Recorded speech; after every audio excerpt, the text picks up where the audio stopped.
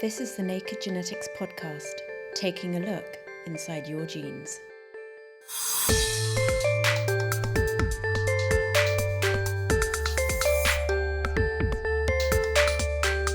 We're off to a festival!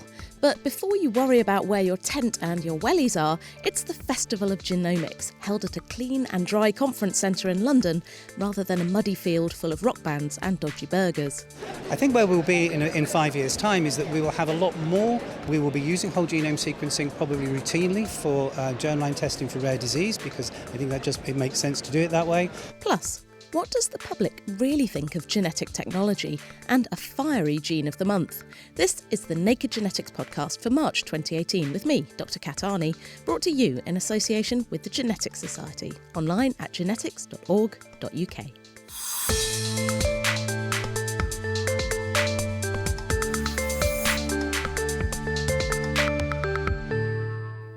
At the end of January, I headed down to the Excel Conference Centre in London's Docklands to attend the Festival of Genomics.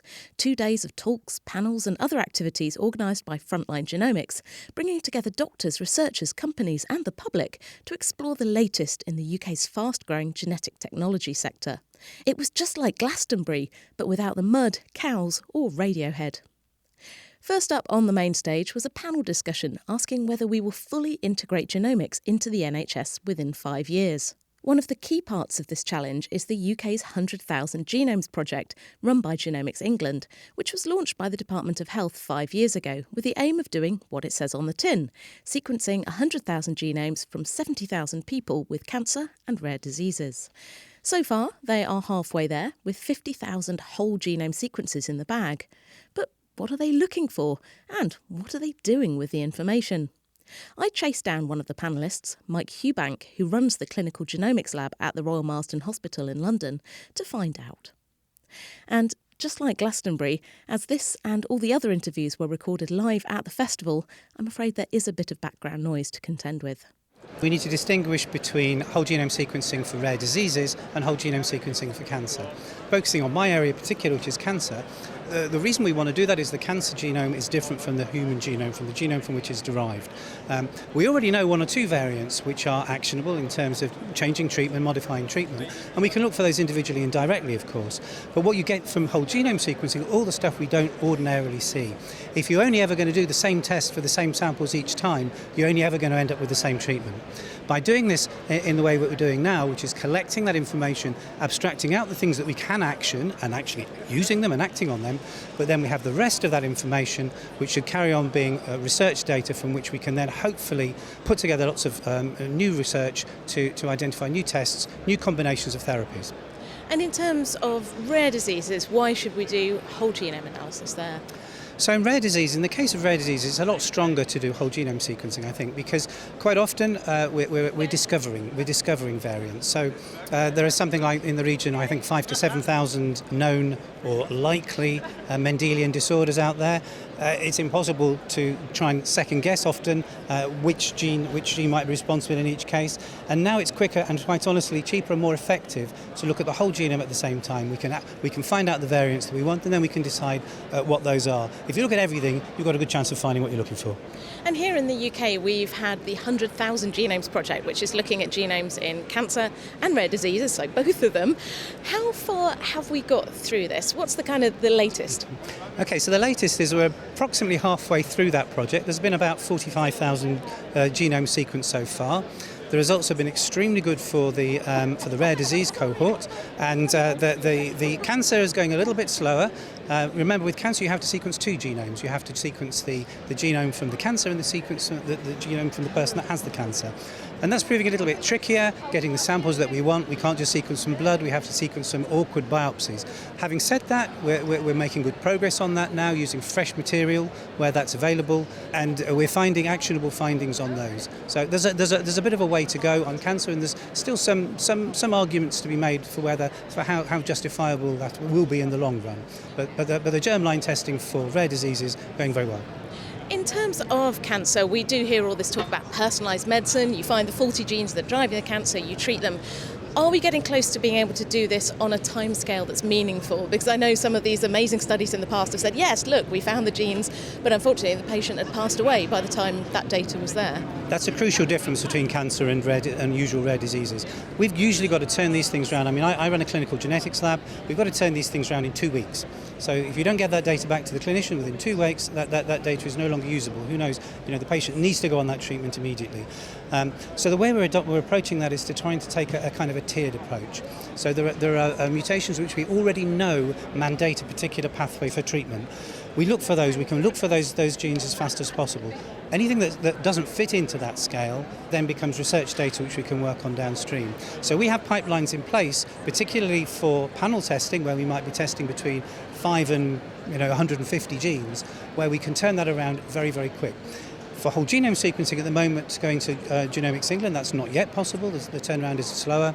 And also there's a requirement for validation of those tests when they come back. Tests in my lab are already validated when they come off the panel. But in order to know what's on the panel, of course, it's great to have all that whole genome sequence data down the line. What's the long game here? We've just seen a panel where people are discussing, in 5 years, could this be in the NHS? Yeah. For rare diseases, for cancer, for all this kind of genetic data. Where are we heading, and are we going to get there? Well, we're already there. So we have quite a lot of genomic testing already in the NHS. In my lab in particular, we have genomic tests for multi-panel testing for breast cancer, for gastrointestinal cancer, for paediatric cancer. I think where we'll be in 5 years' time is that we will have a lot more focused panels, I think, for cancers. We will be using whole genome sequencing probably routinely for germline testing for rare disease, because I think it makes sense to do it that way. Further down the line, I think we'll have to make the economic cost-effective case for which is exactly the best method to use in which case for which patient, whether it's a cancer patient or whether it's another kind of patient. Mike Hubank from the Royal Marsden Hospital. Genomic technology is promising to revolutionise healthcare, and projects like the 100,000 genomes are sending us on the way. As the cost of sequencing falls, the excitement rises, so surely it's getting cheaper all the time.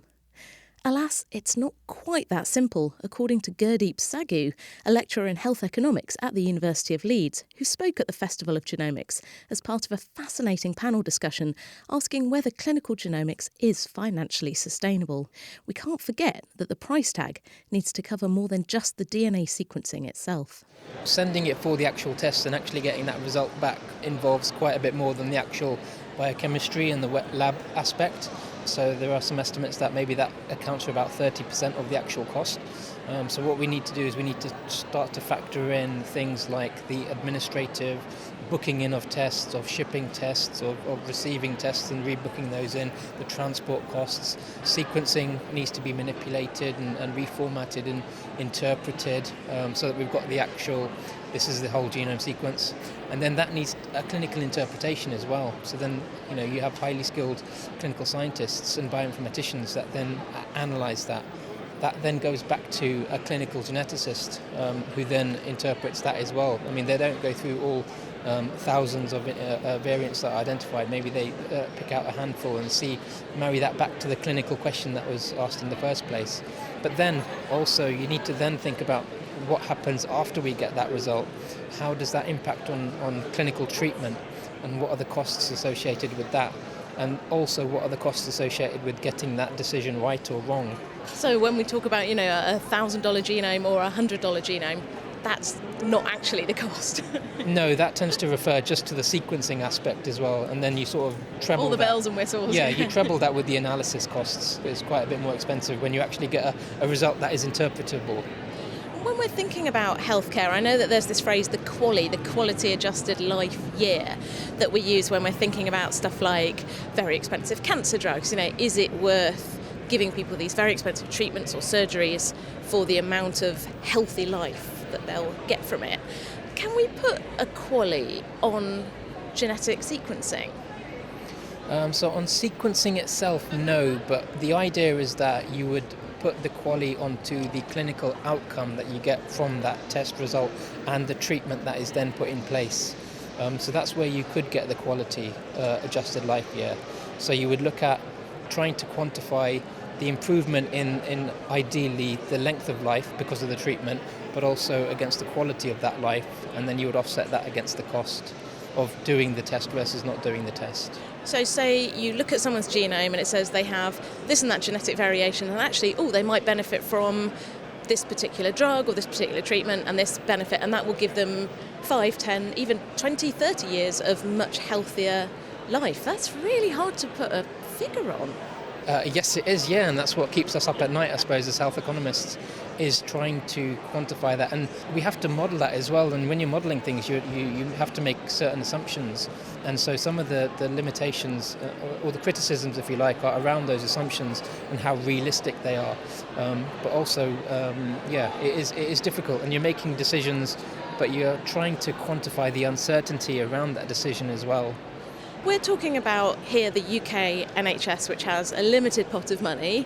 It's still a big pot of money, but it is a limited pot of money. And we have to decide, do we want to spend it on this or do we want to spend it on that? Do we want to spend it on all this exciting genomic medicine and gene analysis and all that kind of stuff? Or do we want to spend it on mental health services or prevention and things like that? Does it seem like genetics and genomics is worth it, or how do we balance this exciting new technology with the stuff that we really need to do anyway? Yeah, I think that's an important question. What we need to do is we need to make sure that we are being fair with our resources, so we are essentially spending them in a way that gives us the biggest return on our investment, so we get the most amount of health that we can for that expenditure. And whether that's on hip surgeries, whether it's on spending more on mental health, whether it's on investing in genomics in a limited capacity, we need to try and articulate that a lot more and try and quantify that so that we are making decisions on as robust an evidence base as we can. I mean, the shiny, it's quite nice to spend money on genetics and all the cool stuff. Yes, it is. Yeah. So it's like having the latest iPhone. You've got to make that decision. I've got the current iPhone. Do I want to spend another £1,000 now? What additional benefit does it give me? We've talked about a UK national health service where it's sort of nationalised for everyone. Are there different economic issues when you start thinking about an insurance-based model as we have in the States? So sometimes the incentives changed. So one of the well-documented problems with the American healthcare has always been around supplier-induced demand. So the doctor, because they know that they are able to get reimbursed for various expensive tests and that their income may depend on that, they are then put in the position where they can actually start to game the system, if you like, and unnecessarily order expensive tests. That's not a problem that we have per se in this country. So at the moment, 99% of the healthcare is funded through taxation, but we do have fees as well. So we pay prescription charges, although it's at a discounted rate. We do pay those fees. Going to the dentist, going to the optician, we pay fees. And I think we need to maybe have a debate as to, are we happy to pay additional fees for other services and what it is that our NHS should be providing to everyone and what it should be providing perhaps on a fee basis. Well, that's an interesting thought, isn't it? You pay an extra £100 to have your genome done on the NHS and it's there for your healthcare. Yeah, and then that brings other challenges with it. So one of the big things, one of the really good things about our NHS is geared up towards reducing inequality. Now, it's debatable to what extent that is met, because we see postcode lottery.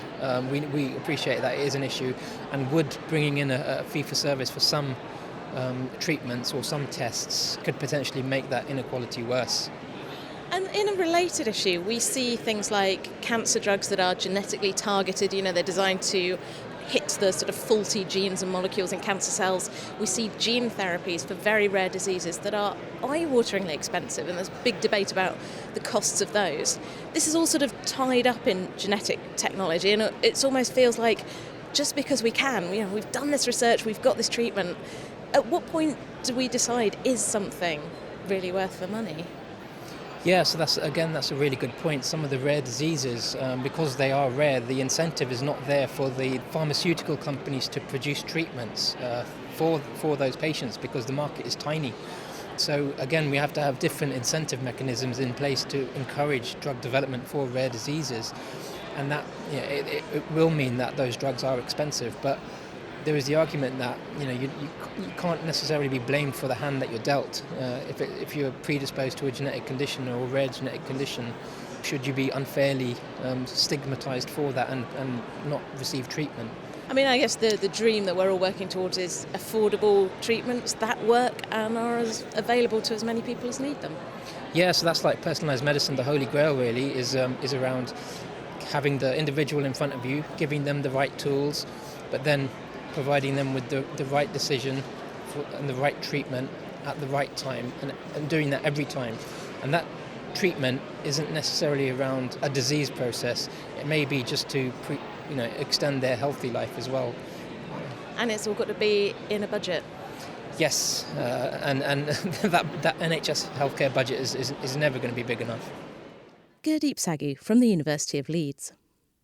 This month, the Royal Society released the results of a study uncovering public opinions about technologies such as genomics and DNA sequencing, gene editing and gene therapy. A survey of more than 20,000 people and detailed workshops showed cautious optimism for tools to improve human health, tackle the impacts of climate change and reduce inequality. But other uses of genetic technology were less popular, such as attempts to manipulate eye colour or intelligence. So, what's hot and what's not in the public's view of genetics?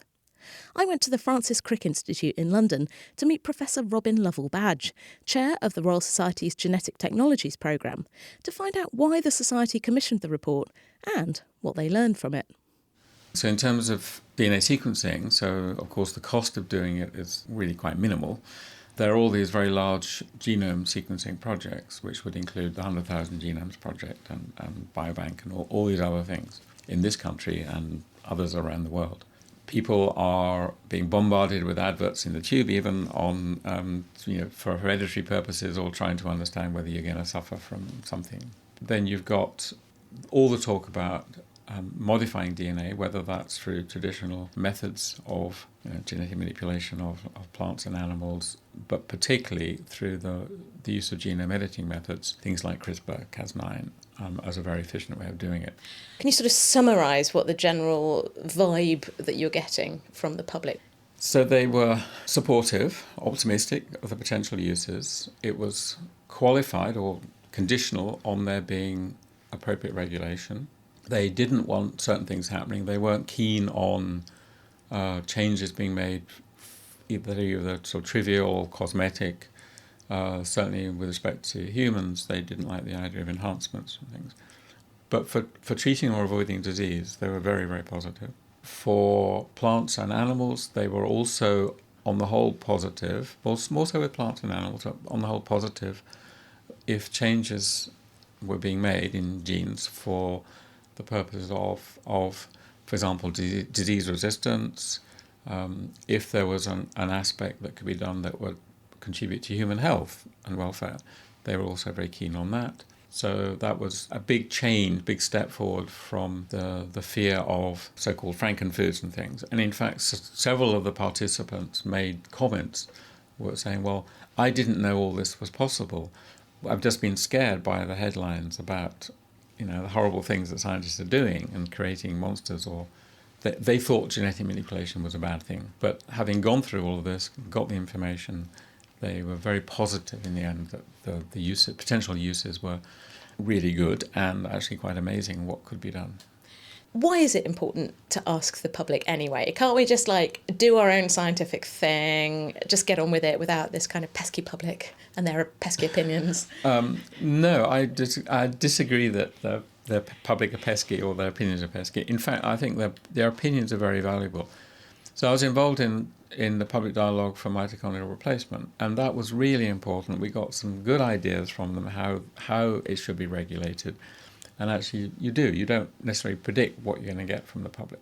But they were very good ideas. And I think, likewise, here, we're getting some good ideas. So it's useful. It's important to have the public behind if you are really wanting to make a change in application, how you apply science, to have the public behind that. The regulators, the government, again, also needs to know that this is something that there will be support for. If you just sort of don't ask the public, then you're stuck with these sort of old beliefs which are propagated by people who are very opposed. So you get people who are really opposed to genetically modified crops. The same is true of the public don't seem to really distinguish much between heritable genome editing, germline editing, and somatic genome editing. But that whole idea that there would be a big difference is propagated again by people who are opposed very much to any type of research using embryos. Ethicists, for whatever reason, make this strong divide there, but it's actually not made by the public. So I think it's very important that regulators, politicians, etc., really understand that what the public really care about, and the public really care about doing good, preventing disease, dealing with issues that affect us all, like climate change, shortage of food, diseases and things. So that's what the public care about. So asking the public is really important. Fellow of the Royal Society Robin Lovell Badge from the Francis Crick Institute in London. And a link to that report is on the Naked Genetics podcast page. That's nakedscientist.com/genetics.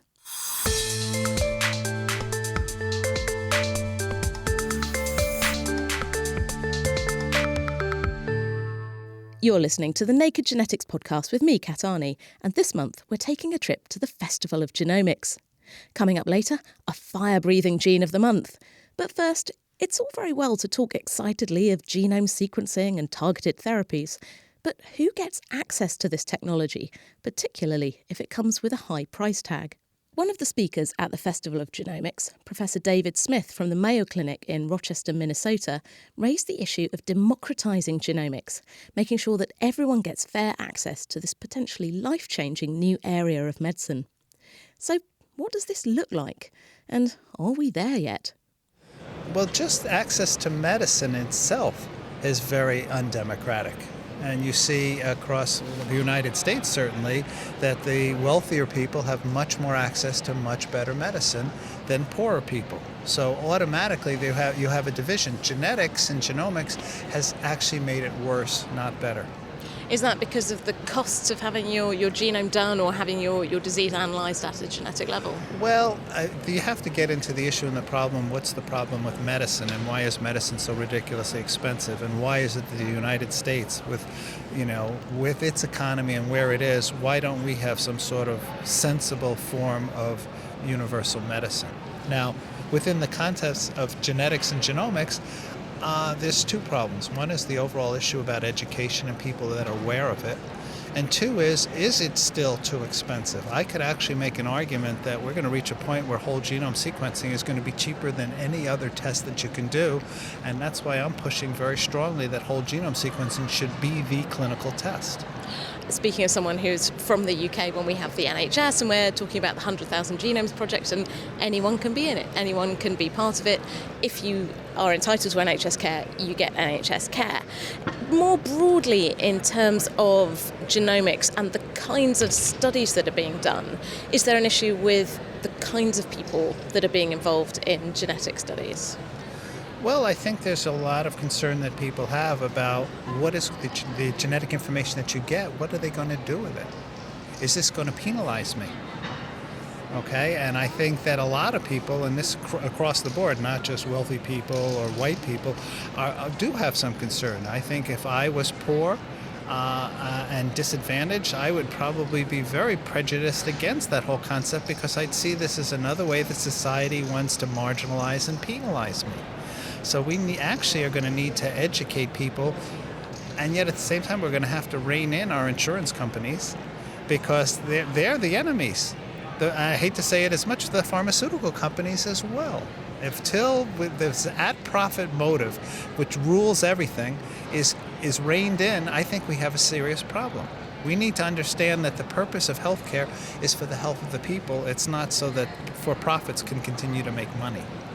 In terms of that education, helping people to understand what is a genome, what's in their genome, what do people want to find out about it, how will it help them, what do we need to do? What needs to change? We have to start at the earliest education levels. I really do think that fundamental concepts that are taught in school need to be certain things like the earth is round, gravity is real, evolution is real, genomics is real. And it has to be taught at that level. There's going to be a lot of pushback, because right now there's a lot of places in the U.S. and in the world where they do refuse to teach evolution because it just violates basic religious principles. And yet all of these things are linked to each other, that we use scientific reason and scientific fact to come to conclusions, and that we use, based on those conclusions, we move forward. What do they teach us? They teach us that we're a family, that we all work together, that racism, sexism is stupidity. So we need to go back to the very beginning. What do you do with older people? Let them die. hopefully no. I think that's a bit harsh. I mean, I have devoted my life to writing about genetics, going to pubs, giving talks to groups about it, all that kind of thing. I don't quite want people to die yet. But I'm not saying die out in the, die out with a genetically engineered strain that kills stupid people. I'm not going that far. But I am saying that you have to have an understanding that, yes, you try to educate people. That's why you start with the youngest age people. You try to teach them progressive things. You try to educate throughout, but the reality is that conservatism is dying just because the younger generation is coming along that is much more understanding and forgiving. And it is understandable with the pace of change. So obviously the structure of DNA discovered in the 1950s, the advent of sequencing in the 70s, PCR in the 80s, now whole genome sequencing. Just to stay on top of that technology and how it's changing, that's a big ask for anyone who's kind of just going along with their own life and not a specialist in biology. I don't know if that's necessarily true. The reality is that you can teach basic concepts about DNA, about evolution at the earliest level. My wife is a first grade school teacher, and she's teaching kids to read, but there's simple basic concepts that you can learn at that level. Again, you don't have to teach it at the complexity of a graduate student level to make people aware. Look at yourself, look at your parents. You actually came from your parents. But I mean, simple concepts like that can be brought across without getting into tremendous complexity. When you see something like a show like Sesame Street, which was a groundbreaking show of how to educate children about some simple basic concepts, these things can be done. Some of these wonderful education channels, we just need to have more of it. More Sesame Street for science. Yes, absolutely. And what is your hope for the future? Where would you really like to see, in the best possible world, this technology, this public understanding, the will to make a difference? Where would you like us to end up? I'd like it to be something simple. I'd like everyone to understand the family of man. Understand that if you look back in your DNA, we all came out of Africa. There is no white is superior gene, that type of stupidity. So when a racist does a 23andMe test and discovers they have 5% black DNA and blows their mind, that is the best cure for that type of stupidity. I would like something as simple as that. A lot of the genetic studies that have done have tended to involve sort of white populations, countries in the West, developed countries. What are we missing by not expanding genetic research to cover more populations? We're only looking at a very narrowed, skewed percent of the population. One of the nice things about any of the countries that has diversity is the strength of that diversity. So if we can just reach across, we're going to have to start doing these things in more, getting back to the origin of man in more of the African countries where all the genetic diversity is. There's greater diversity in Africa than in any other place. We need to go to other cultures as well. We need to go to the Eskimos. We need to go to the Inuits. We need to go to the Native American Indians, the Native Australians. We need to go across. The democratization of genomics is at the point where whole genome sequencing is less than $100 per person. At that point, that it will begin, and I think we're going to start to see more people, but we actually are going to have to skew and try to make an effort, because otherwise we're going to have 95 representation from white men. Pale, male and stale indeed. That's David Smith from the Mayo Clinic in Minnesota. If you've been paying any attention to technology news lately, you've probably heard of something called a blockchain. As I understand it, it's a giant spreadsheet that's distributed in many places in the cloud and remembers every edit you ever make. Eager companies are proposing blockchains as the solution to all kinds of problems, from banking and legal transactions to shopping and food safety. So it was only a matter of time before someone came up with the idea of applying blockchain technology to genomic data, as I found out when I spoke to David Kepsell, CEO of the company Encryption at the Festival of Genomics. According to David, this could provide a solution to some of the privacy and access issues that concern people when it comes to maintaining control over our own genetic data. There's no way for you, for instance, as an individual, or anyone really, to claim ownership of genetic data. And now there's a question of how do I, as an individual, or how does a lab then take some sort of dominion or control and be able to buy and sell the data and make sure that it's being used in a way that they know. This seems like a difficult thing of how do you then keep control of something that's biological, that's you? That's a real good question. It's out there in nature and you can't patent it. So what you can do is you can create a system of bookkeeping, okay? Systems of bookkeeping, ledgers, are essentially what blockchains are. And blockchains, you know, from things like Bitcoin. Okay, let's unwind a little bit, Yeah. because so a ledger is basically it's an accounting thing. Yeah. You have some lines and boxes and you write down like, date, I have 3 cows and it cost this much money or something like that. How does that translate to a blockchain? That is how we keep track of all our money. You and me and every bank that exists keeps track of what you own. Governments keep track of what you own by titles, which are ledgers of a sort that are authorized.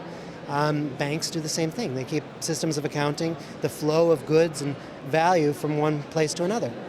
And that defines the extent of your ability to own almost anything. So blockchain is a way to disintermediate that value-keeping ledger and spread it out among a number of different people, make sure that it cannot be hacked or altered without permission from the whole network. And then you can sort of create a new way of tracking value. And for something like genomic data, a blockchain can be used to track the transactions of that data among individuals, labs, governments, and also to get paid for its use. Say I have my genetic data, I've had my genome sequence read, or I've had something like a 23andMe analysis that's looking at little snapshots, snips through my genome. That's my data, belongs to me. What would I do with it? How would I put it into the blockchain? How do I control it? Our company has created a portal for you to be able to do that. It's called the My Gene Chain, and for free anybody can upload their data. We keep it safe and secure. We blockchain the metadata if you want to be used for scientific studies. What's the metadata, and how is that different from sort of the A's, C's, T's and G's of my actual genome? If you did a 23andMe test, for instance, you went on and did a health survey, and that creates the metadata that is used by scientists to buy and sell that data, as in fact they do. But in that case, you're not involved in that transaction, other than saying you wish to be used in scientific studies. In our case, you are the controller of that data through a private key, just like you control your Bitcoin through a private key. Or control my actual money through saying, here you can have some of my money or not have some of my money. Right. I mean, when you send a transaction through a bank, you're doing a sort of cryptographic exchange of value from one place to another as well. So we've got genetic information, or this genetic metadata, in a blockchain, which as far as I can see is basically a spreadsheet. Yep. What sort of transactions might people want to do with it? Well, a simple one would be, let's say you did a whole genome sequencing when it's cheaper, or you're rich, and you want to store that data and use it with your doctor for your care, or a genetic counselor. You may want to keep it somewhere safe. You don't have to carry a USB drive around with you, at the risk it's going to get found by somebody and you've lost control of it. Instead, you put it on a blockchain. You give another private key to your doctor or genetic counselor so they can access it, and you can revoke that key when they're done using it for your treatment. That's one use case. Another is you're interested in helping science and maybe even getting some value for it. So you reveal your metadata to the blockchain and allow anybody who has access to that blockchain to search for it and to buy from you that data using a cryptocurrency like our own, which is called DNA. That seems a little bit mercenary. It's like, I've got a really interesting genome. Who wants a piece? You've got to pay for it. Well, that's what's happening now with a lot of these commercial testing companies. The real value for them is not in having you buy the kits. It's in the data they collect, and this is their business plan, actually. Why shouldn't we revert the business back to the individual? And this does address a lot of the issues about privacy, about ownership then. If I've got my DNA, my genome, and I can say, all right, you can use it for this, doctor, you can use it for free, maybe a nice academic research project, maybe you can look at it for free, or a charity project, but big company that wants it to develop a drug, you've got to pay. Yeah, sure. You get to charge as you want, so that's the beauty of free markets. Does it need a critical mass of people to do this? Because there's all sorts of people sort of going something blockchain thing, trendy thing. Right. Do you need a critical mass of people to be involved in this? We don't think it will. We think over time genomic blockchains are going to grow. So one of the things we're doing is we started the Genomic Blockchain Consortium. We're going to work with anybody who comes into the space, because if one of us disappears at some point, right, if there's no critical mass to generate revenue, then the customers who are putting their data up there ought to be protected. So a couple of companies have already joined that consortium, and we're hoping others do, recognizing that the long term, some sort of genomic blockchain is going to exist, and people are going to need to use it. The data shouldn't be lost, like Betamax. It shouldn't be lost because Betamax goes out of style. And what about all the genetic data that's already out there, all the genomic sequences that have been gathered through studies that presumably they all link back to a person, but that person doesn't have that data or ownership of that data? That's up to people if they want to participate in that sort of study. We think it's perfectly within their rights. I think that issues of privacy are going to become increasingly pressing for people as questions about employment or other sorts of prying into your genomic data become more prevalent. And we don't want that to impact badly on science. We want the science to get done. So we think this is the way to go. And is there a risk, though, that saying, well, you can make money for your genome, you can control who gets access to it, that will stifle or hamstring the genomic research that's going on now? I don't think so, and so my vision is that this becomes so commonplace and there's so much volume on this growing blockchain that the price of the data, the individual data sets, will continue to fall to near the levels of the free projects, but people will be transacting it so much because it's so useful in science and we're learning so much from it that everybody sort of gets lifted by this rising tide, including science. Would it be possible to steal someone's genetic data and upload it to the blockchain and then get their money for it? How do you guard against that? How do you know that this is my data, this is my genome, it belongs to me? That's a very good question. So this is the same problem commercial testing companies have when they receive a sample from somebody with just a signed consent form. They're trusting that it was you that spit in the cup or swabbed your cheek, but there's no way for them to verify it. This is a issue that's actually being solved in blockchains. So there are a number of blockchain companies out there that are working on blockchains specifically to verify identities. We're keeping an eye on some of the more promising ones and probably will adopt the best one. So the future is like a blockchain of your genes in a blockchain. The revolution will be blockchained. David Kepsel from Encryption speaking to me at the Festival of Genomics, organised by Frontline Genomics. And finally, it's time for our Gene of the Month, and this time it's Smaug, named after the fearsome dragon in J.R.R. Tolkien's fantasy novel The Hobbit. In the book, the fiery foe drives out the dwarves of Erebor from their caves under the Lonely Mountain. And then he sits there on a massive pile of gold until Bilbo Baggins and a bunch of other dwarves turn up and kill him.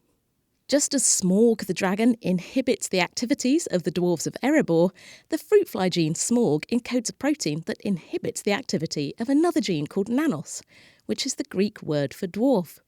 It does this by binding to the message made when the nanos gene is read, known as messenger RNA, and stops it from being translated into a protein, but only when the nanos RNA is in the wrong place in a fruit fly embryo.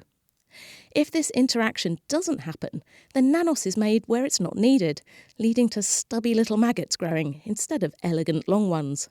Smaug is also found in mammals, and it's often located in small granules at the junctions or synapses between nerve cells, where it also stops messenger RNA being translated into proteins. It's not entirely clear what its role is, but Smaug and other proteins that control message translation are thought to be involved in memory formation. So maybe my Smaug proteins are helping me to remember the plot of The Hobbit.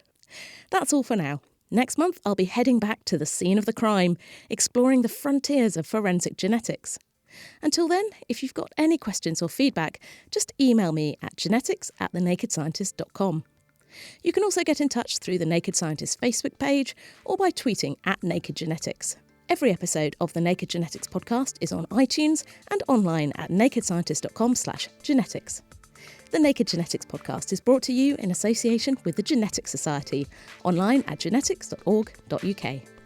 I'll be back next time for another peek inside your genes.